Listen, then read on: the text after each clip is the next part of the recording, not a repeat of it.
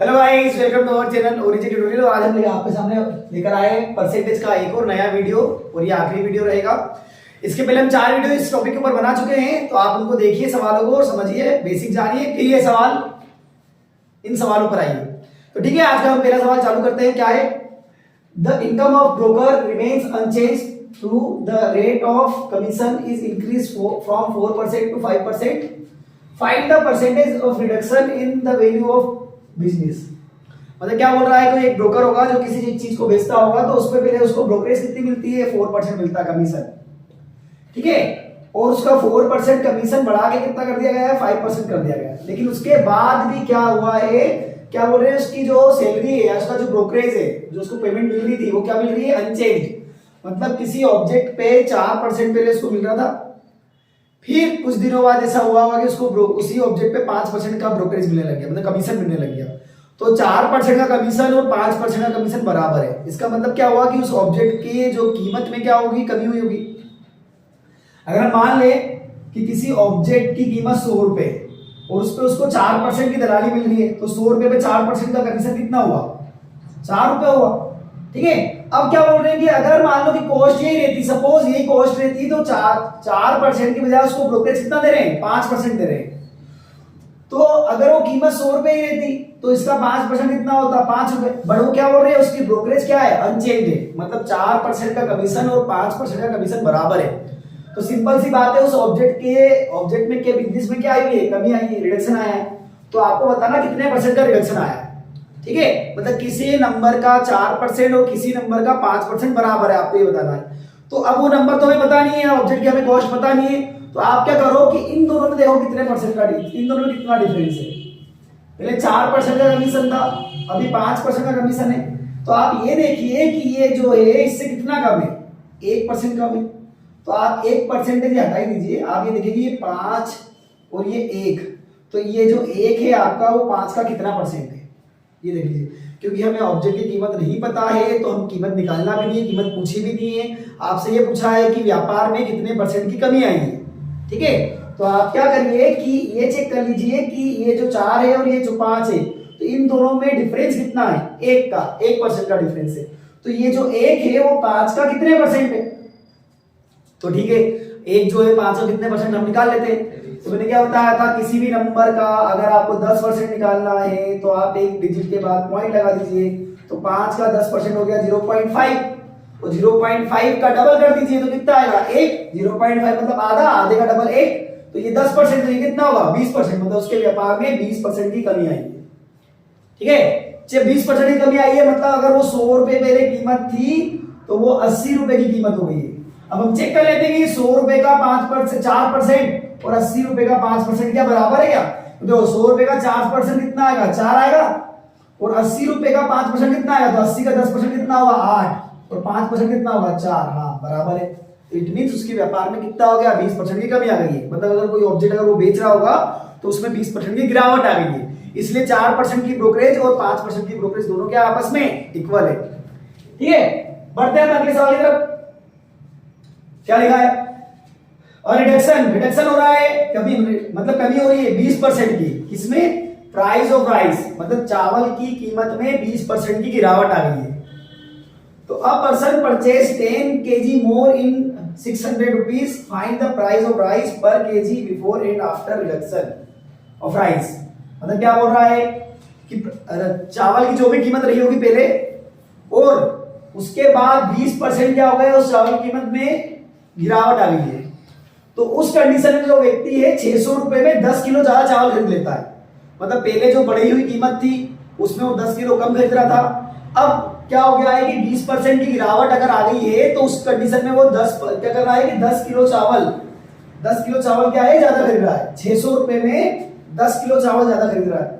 तो आपको पहले का प्राइस बोला है ना इसमें, प्राइस ऑफ राइस पर KG before and after reduction, पहले का और रिडक्शन के बाद का आपको प्राइस कीमत बताना है। तो हम पहले जो इससे चेक कर लेते हैं, ऑप्शन उठा के हम सवाल कर सकते हैं। तो देखिए, मान लीजिए पहले कीमत कितनी थी? 25 रुपए थी। तो 25 रुपए के हिसाब से 600 रुपए के कितने चावल आएंगे? तो हम देख लेते हैं, चेक कर लेते हैं। 600 रुपए के कितने आएंगे, ठीक है। 25 गुना 50, 10 बच गया, 25 चौक 100, मतलब कितने आ गए 24 केजी।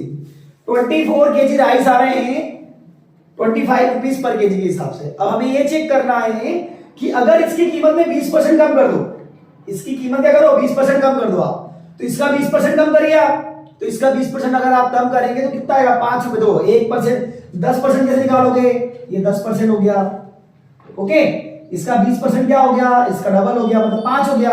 तो इसमें से इसकी कीमत 5 कम कर दो, तो 20% कम करो तो 20 रुपए, सॉरी 20 रुपए आ रही है कीमत। अब ये 20 रुपए में 20 रुपए केजी के हिसाब से 600 रुपए के कितने चावल आएंगे, आपको ये चेक करना है। तो आप चेक करिए, अलग दिख रहा है, दो 1 0 से 1 0 कट गया, 60 से 20, 60 से 2 को काटो तो 30 आएगा, तो 30 केजी आ रहे हैं, 6 किलो चावल ज्यादा आ रहे हैं। जबकि वो क्या बोलता है, जबकि वो ये बोलता है कि 10 केजी चावल ज्यादा आना चाहिए, मतलब हमारा ये आंसर गलत है। हम क्या करेंगे, ये ऑप्शन भाई, तो 15 रुपए के हिसाब से 600 रुपए कितने चावल आएंगे, तो 15 जो 60, 40 केजी चावल आएंगे, सही है। अब इसका 20% कम करो तो 10% हो गया 1.5, 20% हो गया 3, तो 15 में से 3 घटा दें तो 12 आएगा, सही है। अब 12 रुपए किलो के हिसाब से 600 रुपए में कितने चावल आ रहे हैं, तो 12 पंजे 60, हाँ 50 केजी आ रहे हैं। तो हो रहा है, कंडीशन फुलफिल हो रही है। हमको क्या कंडीशन दी थी उसने कि किसी भी ऑब्जेक्ट मतलब किसी भी मतलब चावल की जो कीमत है वो 20% गिर गई है, तो पहले जितने चावल आ रहे थे 600 रुपए में, अब 20% कमी होने पर 10 किलो ज्यादा आ रहे हैं। तो देखो पहले आपके 600 रुपए में 40 किलो चावल आ रहे थे, 20 रुपए हमने कीमत गिरा दी तो 50 किलो चावल आ रहे हैं, मतलब 10 किलो चावल क्या है ज्यादा आ रहे हैं, मतलब हमारा आंसर ये करेक्ट है।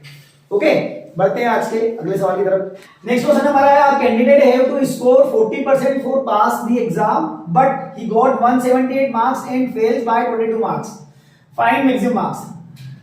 क्या हो रहा है, एक स्टूडेंट है, एग्जाम दी उसने, एग्जाम में पास होने के लिए उसको 40% मार्क्स चाहिए थे, बट उन्होंने सवाल में क्या बताया गया हमें कि वो 178 मार्क्स लेकर आया है और 22 अंकों से फेल हो गया है। मतलब अगर इसको 22 अंक और मिल जाते तो वो पास हुआ था।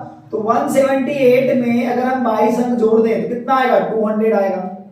तो 200 क्या है, पासिंग मार्क्स है। और क्या रहा, candidate have to score 40% marks for pass, और पास होने के लिए उसको कम से कम 40% चाहिए थे। मतलब किसी भी नंबर, मतलब जो एग्जाम है उस एग्जाम में पास होने के लिए 48% मार्क्स चाहिए थे, उस 40% मार्क्स चाहिए थे। तो 40% मार्क्स चाहिए थे, लेकिन वो लेकर कितना आया, केवल 178, और 178 लाने के बाद वो 22 अंकों से फेल हो गया। मतलब अगर मैं 178 में 22 डिजिट अंक जोड़ दूं, मार्क्स जोड़ दूं, तो कितने अंक हो जाएंगे, 200 मार्क्स हो जाएंगे, और 200 मार्क्स पे क्या होता, वो पास हो जाता। मतलब कि ये जो 200 है वो कितना है, 40% है। तो आपको ये बताना है कि उस एग्जाम में पास होने के लिए मैक्सिमम कितने मार्क्स चाहिए थे। तो ये पासिंग जो टोटल मैक्सिमम मार्क्स है उसका 40% कितना है, 200 है।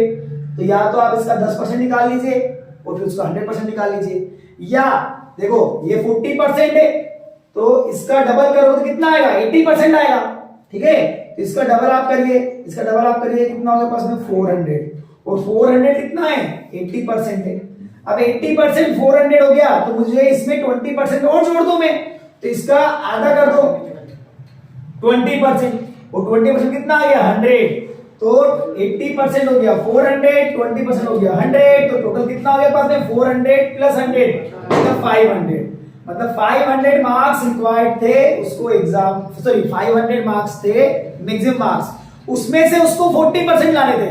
तो चेक करो क्या 500 का 40% 200 हो रहा है क्या, हाँ हो रहा है, चेक कर लीजिए, 5 और 20, 5 4 20, 200 आ रहा है। मतलब मैक्सिमम मार्क्स कितने रिक्वायर्ड थे, सॉरी मैक्सिमम मार्क्स थे 500, उसमें मिनिमम पासिंग मार्क्स थे 40% और जो कि थे 200, बट वो लेकर कितना आया 178 और 22 अंकों से फेल हो गए।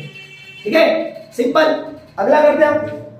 अब अगला सवाल क्या आपके पास में, सिंपल है।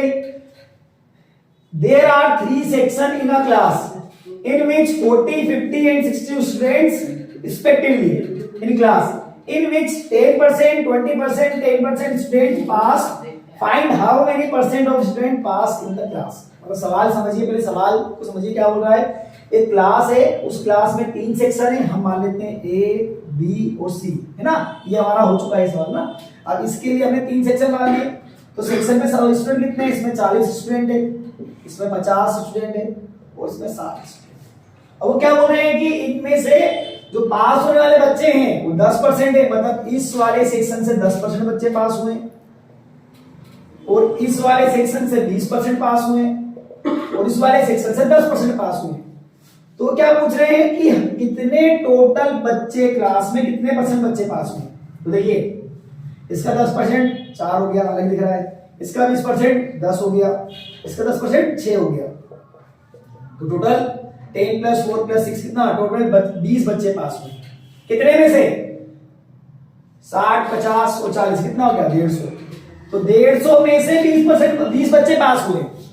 तो आप ये बताना है कि वो कितने परसेंट है। तो देखो 150 का 20 कितने परसेंट है, how many percent of 20 of 150, 150 का 20 कितने परसेंट है आपको ये बताना है।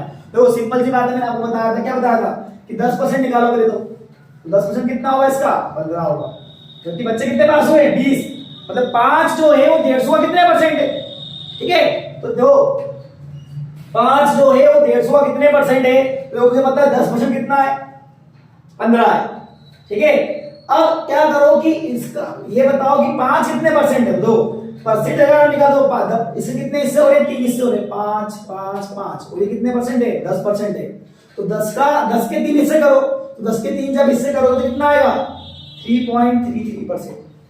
ठीक है, तो ये 10% और ये प्लस में कितना है 3.33%, तो 13.3% बच्चे पास हुए।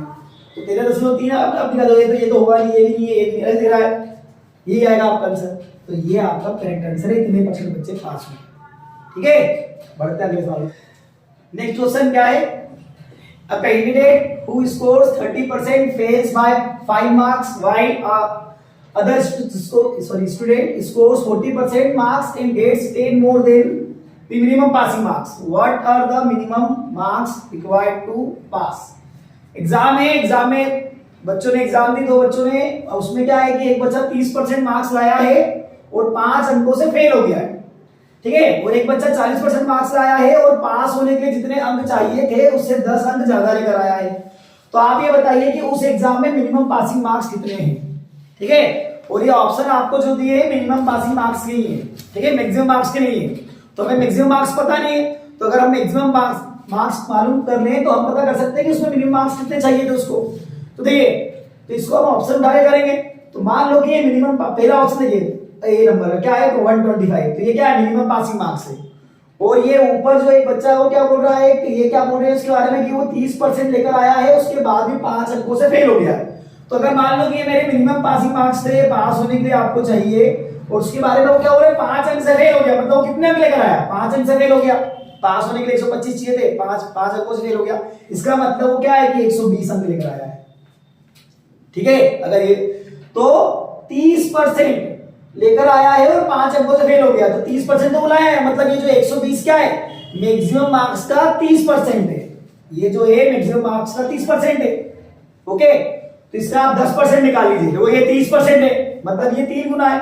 क्या करोगे आप 10% निकालने के लिए आप क्या करो इसमें 3 का डिवाइड कर दीजिए, 10% निकालना है 3 का आप डिवाइड कर दीजिए। तो 3 का आप डिवाइड करें कितना आएगा 40, 40 कितना हो गया 40 आपका मैक्सिमम मार्क्स का 10% हो गया। तो सिंपल सी बात है 100% कितना आएगा 100% आएगा आपका 400। ठीक है, अब आपको इससे मैक्सिमम मार्क्स मालूम पड़ गया। अगर मिनिमम मार्क्स 125 है तो मैक्सिमम मार्क्स कितने 400। ठीक है, अब सेकंड कंडीशन अगर फुलफिल होती है इसमें तो आपका यही आंसर है, नहीं तो नहीं है। तो देखो सेकंड कंडीशन क्या है कि वो क्या बोल रहे हैं कि वो 40% लाता है और पास होने वाले अंकों से केवल 10 अंक ज्यादा लाता है। तो इसका 40% निकालिए, तो 4 चौक 16, मतलब 10% निकालोगे ना कितना आएगा 40, तो 40% कितना आएगा 160। अब देखो मतलब ये बच्चा 160 अंक लेकर आता है, हिसाब से क्या कंडीशन फुलफिल हो रही है, पासिंग मार्क्स क्या है 10 अंक ज्यादा लाया है, नहीं दो पासिंग मार्क्स मेरे 125 थे और ये 160 लाया जो कि 35 डिजिट्स ज्यादा है। इट मींस आपका ये ऑप्शन नहीं है, गलत है, कंडीशन फुलफिल नहीं हो रही है। अब क्या करें हम, तो हम क्या करते हैं सेकंड ऑप्शन उठाते हैं, ये तो हमारा गलत हो गया। तो सेकंड ऑप्शन भैया 50, मतलब पास होने के लिए उसको 50 अंक चाहिए थे। ठीक है, तो 50 अंक चाहिए तो आप क्या करोगे, देखो वापस से वही कि 30% लेकर आया है और 5 अंकों से फेल हो गया है। तो 5 अंकों से अगर वो फेल होगा तो -5 करोगे तो कितना आएगा 45, मतलब 45 अंक लेकर आया है 45, और 45 कितना है 30% है, इसका 10% निकालिए। तो इसका 10% कितना आएगा? 15 आएगा। इसका 10% कितना आएगा मेरे पास में? इसका 10% कितना हो गया? 15। ठीक है, कैसे मालूम पड़ा? 3 का डिवाइड कर दिया, अपने आप में 30% है, 10 का डिवाइड करा दो, कितना आएगा मेरे पास में? सॉरी हाँ, 3 का डिवाइड करा दो, कितना आएगा मेरे पास? 15 आएगा। वो 15 क्या हुआ मेरा? 10% हुआ। तो 100% कितना हुआ? 150 हुआ। तो मतलब उस एग्जाम के मैक्सिमम मार्क्स कितने हो गए? इस ऑप्शन के हिसाब से 150 हो गए। अब 150 का अगर आप 40% निकालोगे और पासिंग मार्क्स अगर 10 ज्यादा आता है तो आपका ये आंसर है। तो 150 का 40% कितना हो गया? 15 चौक 60 हो गया। देखो ये ना 10% हो गया 15, तो 40% कितना हो गया? 60 हो गया। तो 40% 60 हो गया। तो देखो अगर ये पासिंग मार्क्स से क्या 10 ज्यादा है, हमने पासिंग मार्क्स 50 लिए थे, देखो 10 ज्यादा है, तो मतलब आपका ये करेक्ट आंसर है। ठीक है, बढ़ते हैं अगले सवाल। नेक्स्ट क्वेश्चन क्या है? Ajay spend 25% on rent, 10% on cloth, 15% on travelling and 5% on other expenses. Okay, from his salary, and he saves 27,000 rupees. Find his monthly salary. ये ऑप्शन दिए। ठीक है, क्या बोल रहे हैं कि अजय जो उसकी सैलरी में से 25% का खर्च करता है, 25% सैलरी का रेंट में आता है, 10% उसका कपड़े पे खरीदने में आता है, 15% जो है वो ट्रेवलिंग करने में खर्च करता है, और 5% कोई और अलग खर्चे होंगे। ये सारे खर्चे करने के बाद भी उसके पास में 27,000 रुपए बच जाते हैं। तो बताओ कि कितनी सैलरी उसकी? तो देखो 25% ये खर्च कर दिया उसने, प्लस 10% ये खर्च कर दिया उसने, प्लस 15% ये खर्च कर दिया उसने, और प्लस कितना? 5% और खर्च कर दिया। तो टोटल सैलरी का कितने परसेंट खर्च कर दिया उसने? तो 25, 5 30 और 10 40 50 55, टोटल उसने 55% क्या कर दिया? खर्च कर दिया। और 55% उसने जब स्पेंड कर दिया है, खर्च कर दिया, तो उसके बाद 27% बच रहे हैं। मतलब ये जो 27% बचे हुए हैं कितने? 43% है। उसकी सैलरी का 45% कितना हो गया? मतलब 27,000 हो गया। सिंपल है ना भैया? 55% तो उसने खर्च कर दिया है, उसने बचाया कितना? 27,000 रुपए। मतलब ये 27,000 रुपए कितना है? उसकी सैलरी का 45% है। तो हम उसको 100% में कन्वर्ट कर लेते हैं। तो 27,000 रुपए, सॉरी कितने हैं? 45% है। तो इसका डबल करिए तो कितना आएगा? 90%। इसका डबल कितना हो गया? 54,000 हो गया। अब हमें 90% मिल गया है, 10% और निकालना है, तो इसको 9 से डिवाइड कर दीजिए तो आपको 10% मिल जाएगा। ठीक है, 9 से डिवाइड करेंगे 54 को, तो 9 6 54 है ना। तो 10% कितना हो गया आपका? 6,000 हो गया। तो 54 के प्लस 6 के कितना हो गया? 60 के मतलब 60,000। मतलब उसकी सैलरी कितनी है? 60,000 रुपीज है। सिंपल। तो आज के इस वीडियो में बस इतना ही। हमारा परसेंटेज का यहाँ पे चैप्टर खत्म हो चुका है। अगले वीडियोस में हम नए चैप्टर के साथ मिलेंगे। अगर आपको मेरे वीडियोस पसंद आए हैं तो उसे लाइक करिए, शेयर करिए, ठीक है, और हमारे चैनल को सब्सक्राइब करना ना भूले और बेल आइकन जरूर दबाएं। धन्यवाद, मिलते हैं अगले वीडियो।